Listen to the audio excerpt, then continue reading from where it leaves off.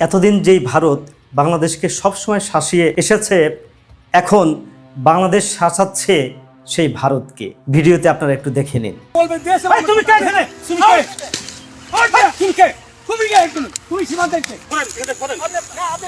আপনি কুড়ি কাটতে পারবেন না। এতদিন ধরে বাংলাদেশ সীমান্তে নানা ধরনের অত্যাচার নিপীড়ন করে এসেছে ভারতীয় বিএসএফ। কাঁটাতারে ফেলানি হত্যা থেকে শুরু করে অসংখ্য হত্যাকাণ্ড চালিয়েছে তারা। এমনকি অন্যায়ভাবে নানা সময়ে নিজেদের জায়গা ছেড়ে বাংলাদেশের জায়গায় কাঁটাতারের বেড়া বসিয়েছে তারা। কিন্তু সময় পরিবর্তনের সাথে সাথে উল্টা ভারতীয় বিএসএফ শাসানি খাচ্ছে বাংলাদেশের বিজিবির হাতে। কাজী নজরুলের ভাষায় বলতে হয়, যুগের ধর্ম এই, পীড়ন করলে সে পীড়নে সে পীড়া দেবে তোমাকেই। বাংলাদেশ যেন একটু একটু করে ঘুরে দাঁড়াতে শিখছে। বাংলাদেশ ধীরে ধীরে সামরিকভাবেও শক্তিশালী হচ্ছে। ইতিমধ্যে বাংলাদেশের সাথে চীন ও পাকিস্তানের চুক্তি হয়েছে।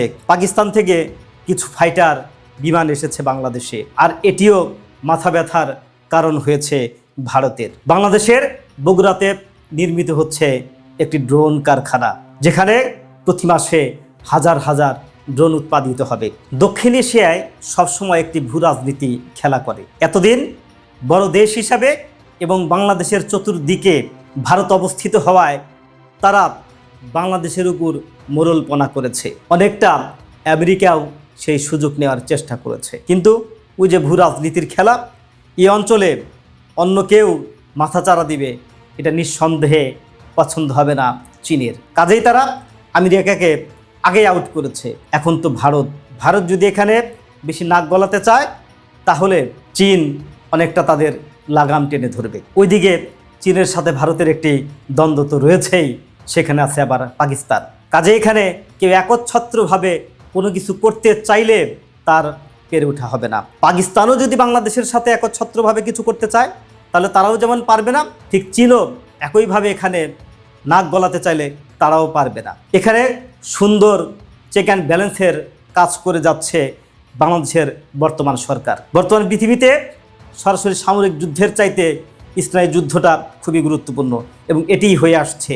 স্নায়ু যুদ্ধে যারা জয়ী হয় তারাই পরবর্তীতে নেতৃত্বে আসতে পারে। আর বাংলাদেশের পররাষ্ট্র মন্ত্রণালয়কে সেই কূটনৈতিক দক্ষতা দেখিয়ে স্নায়ু যুদ্ধে নেতৃত্বের পরিচয় দিতে হবে, এবং বাংলাদেশ অনেকটা দিচ্ছেও। যেই কারণে আগে যেখানে আমাদের সীমান্তে বিএসএফ একক আধিপত্য চালাতো, এখন কিন্তু সেটা তারা পেরে উঠছে না। বাংলাদেশের BGB, border guard of Bangladesh, তারা কাউকে ছাড় দিয়ে কথা বলছে না। যেখানেই বিএসএফ একটু বেশি নাক গলাতে যায়, সেখানেই বিজিবি তাদেরকে বাধা দিচ্ছে। বাংলাদেশের সার্বভৌমত্ব রক্ষায় তারা বদ্ধপরিকর। 1 ইঞ্চি বাংলাদেশের মাটি তারা কাউকে দেবে না। আমরা অন্যায়ভাবে ভারতের মাটি চাই না, কিন্তু ভারত যেন অন্যায়ভাবে আমাদের মাটি নিতে না পারে সে বিষয়েও আমাদের সজাগ থাকতে হবে। ভারত আমাদের শত্রু রাষ্ট্র নয়, আবার ভারত আমাদের বন্ধুও নয়। অন্যান্য দেশও আমাদের শত্রু রাষ্ট্র নয় এবং বন্ধু রাষ্ট্রও নয়। রাজনীতিতে শত্রু বা বন্ধু বলে কেউ নেই, কিন্তু পরস্পরের স্বার্থ বজায় রেখে আমাদের চলতে হবে। সকলের সাথে বন্ধুত্বপূর্ণ সম্পর্ক রেখেই আমাদের চলতে হবে। কিন্তু সে বন্ধুত্বপূর্ণ সম্পর্ক এমন হবে না যে তুমি আমারটা নিয়ে নিবা, আমি তোমাকে ছেড়ে দিব। আমাদের হক আমাদেরটা বজায় রেখে আমরা ভারত তথা অন্যান্য প্রতিবেশী রাষ্ট্রের সাথে আমাদের সম্পর্ক রক্ষা করে যাব।